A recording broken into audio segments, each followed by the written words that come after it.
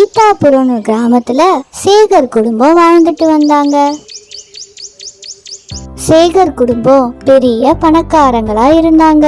ஊருக்கு எந்த உதவியா இருந்தாலும் முதல்ல செய்வாங்க. இப்படி இருக்கிற இவங்களுக்கு ஒரு பெரிய பிரச்சனை இருந்தது. அது என்னன்னா அவங்க பொண்ணுக்கு கல்யாணம் பண்றது. எல்லாரும் இவங்க பொண்ணை பார்த்தாலே பிடிக்கலன்னு சொல்லிட்டு இருப்பாங்க. இல்லைங்க, நீங்க வேற இடம் பார்த்துக்கோங்க. இல்லைங்க, இது வேணாம், இதெல்லாம் ஒத்து வராது, நீங்க வேற இடம் பார்த்துக்கோங்க. எதனால இவங்க பொண்ணு வேணான்னு சொல்றாங்கன்னு நம்மளே பார்த்து தெரிஞ்சுக்கலாம் வாங்க.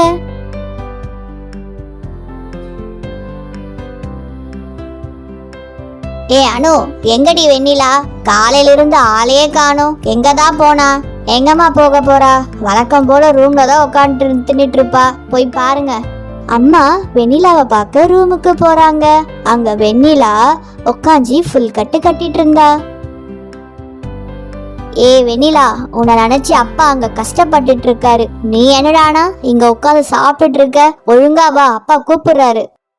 இவங்க தான் ஃப்ரெண்ட்ஸ் வெண்ணிலா. பார்க்கதான் இவங்க கொஞ்சம் குண்டா இருப்பாங்க, ஆனா ரொம்ப தங்கமான மனசு. இவங்களோட வாழ்க்கையில என்னெல்லாம் நடக்குதுதான் நம்ம பார்க்க போறோம்.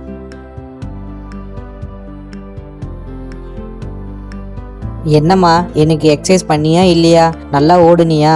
கொஞ்சமா உடம்பு குறைச்சிக்கோமா, அது மட்டும் போதுமா? அப்பா, நான் எவ்வளவு எக்ஸசைஸ் பண்ண தெரியுமா? ஆனா உடம்பு தான் கம்மியாகவே மாட்டுது. இதுக்கு மேல என்ன பண்றதுன்னு எனக்கு தெரியவே இல்லப்பா. ஆமாண்டி, எக்ஸசைஸ் பண்றேன்னு எனர்ஜி வேணும் வீட்டுல இருக்க எல்லா முந்திரி பாதாமையும் காலி பண்ணிட்ட. அப்புறம் எங்க இருந்து உனக்கு உடம்பு குறைய போகுது? நல்லா சொல்லுங்க அம்மா, இவ எங்க உடம்பெல்லாம் குறைக்க போறா? இப்ப கூட பாருங்க, உள்ள ஃபுல்லா செம்ம கட்டிட்டு வந்திருக்கா. திருப்பிய போய் சாப்பிடதான் போறா. குண்டம்மா.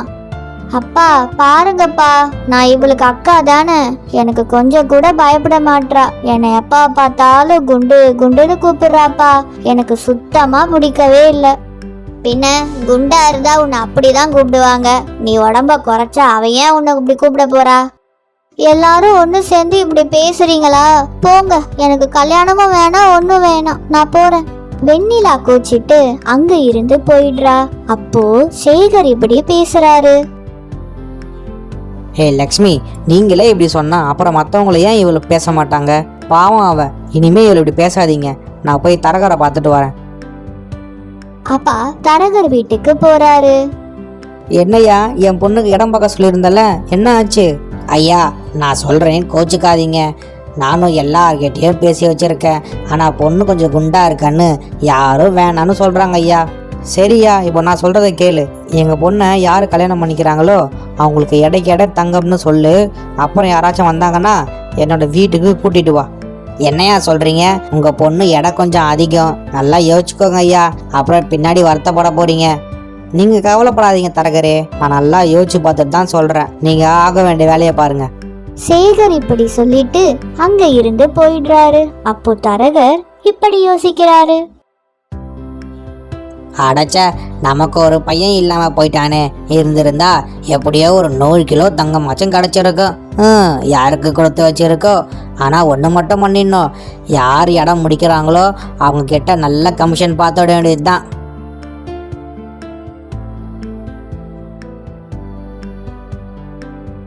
என்னங்க, தரகரை பாத்தீங்களா? என்ன சொன்னாரு?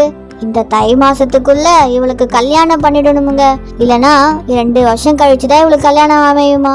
ஆமா லக்ஷ்மி, ஜோசியர் சொன்னாரு. அதனாலதான் நான் ஒரு முடிவு எடுத்திருக்கேன். அதை தரகர்கிட்டையும் சொல்லிட்டு வந்திருக்கேன். என்னங்க சொல்றீங்க? என்ன முடிவு எடுத்திருக்கீங்க? நம்ம பொண்ணை யாரை கல்யாணம் பண்ணிக்கிறாங்களோ அவங்களுக்கு எடை தங்கம் தரேன்னு சொல்லியிருக்கேன். அப்பா, என்ன சொல்றீங்க? இவளுக்கு எல்லா நகையும் சொத்தையும் கொடுத்துட்டா அப்புறம் எனக்கு என்ன செய்வீங்க? இதெல்லாம் கொஞ்சம் கூட நியாயமாவே இல்லப்பா. அனு, அவன் அக்கா, அதை பத்தி கொஞ்சம் கூட யோசிக்காம நீ பணம் தான் முக்கியம்னு பேசுற. உனக்கு செய்ய வேண்டியது என்னமோ அது கண்டிப்பா வந்து சேரும். நீ எதை பத்தியும் கவலைப்பட தேவையில்ல. நீங்க என்னமோ அவசரப்பட்டுட்டீங்களோன்னு தோணுது. கொஞ்சம் கூட யோசிச்சு முடிவு எடுத்திருக்கலாங்க. நீங்களாம் இப்படி பேசுறீங்க. ஆனா ஒரு நாள் என் பொண்ணுகிட்ட நான் சொத்தை பத்தி பேசினேன். அவ எனக்கு எதுவும் வேணாம், அம்மாக்கும் தங்கச்சிக்கும் செய்யுங்கன்னு சொன்னான். அவ எப்படி பேசுறா, நீங்க எப்படி பேசுறீங்க? எவ்வளோ செலவானாலும் பரவாயில்ல, என் பொண்ணுக்கு நான் கல்யாணம் பண்ணி வைக்க தான் போறேன். இப்படி பேசிட்டு சேகர் அங்க இருந்து கோவமா எழுந்து போயிட்டாரு. வெண்ணிலாக்கு கல்யாணம் நடக்குமா நடக்காதான்னு பொறுத்திருந்து அடுத்த வீடியோல பார்க்கலாம்.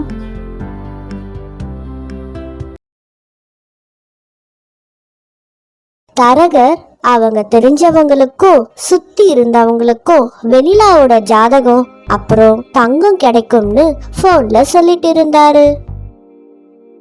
வெண்ணிலாவோட அம்மாவும் தங்கச்சியும் வெண்ணிலா மேல கோவமா இருந்தாங்க. எதை பத்தியும் கவலைப்படாம வெண்ணிலா கடைக்கு போய் சாப்பாடு ஸ்நாக்ஸ் எல்லாம் வாங்கிட்டு வந்துட்டு இருந்தா. இவன் நிறைய ஸ்நாக்ஸ் எல்லாம் வாங்கிட்டு வந்ததை பார்த்து அங்க இருக்கிறவங்க எல்லாம் கிண்டல் பண்ணாங்க. இவங்க அம்மாவும் அப்பாவும் இவ குண்டா இருக்கான்னு நினைச்சு கஷ்டப்பட்டுட்டு இருக்காங்க. ஆனா இவ கொஞ்சம் கூட யோசிக்காம இப்படி தின்னுட்டு இருக்கா. அதான்க்கா இவ அப்பா தான் எடைக்கு தங்கம் தரேன்னு சொல்லிட்டாங்கல்ல, அப்புறம் எங்க இவ உடம்பெல்லாம் குறைக்க போறா. இது எல்லாத்தையும் கேட்டுட்டு வெண்ணிலா வீட்டுக்கு வந்துடுறா. இவங்களுக்கு இல்லைனாலும் நம்ம அப்பாக்காகவாச்சும் நம்ம உடம்ப குறைக்கணும். என்ன பண்ணலாம்? சரி, நம்ம பேப்பர்ல ஏதா விளம்பரம் இருக்கான்னு பார்க்கலாம். வெண்ணிலா பேப்பர்ல விளம்பரத்தை பார்த்துட்டு ஒரு ஜிம்ல போய் ஜாயின் பண்றா.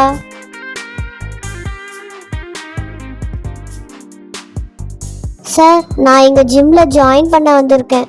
ஓகே மேடம், வெயிட் பண்ணுங்க. கோச் இப்போ வருவார். வந்ததும் உங்களை இன்ட்ரடியூஸ் பண்ணி வைக்கிறேன். அப்போ அதே டைம்ல சுசீலான்னு ஒரு பொண்ணு அங்க ஜிம்ல ஜாயின் பண்ண வந்தா.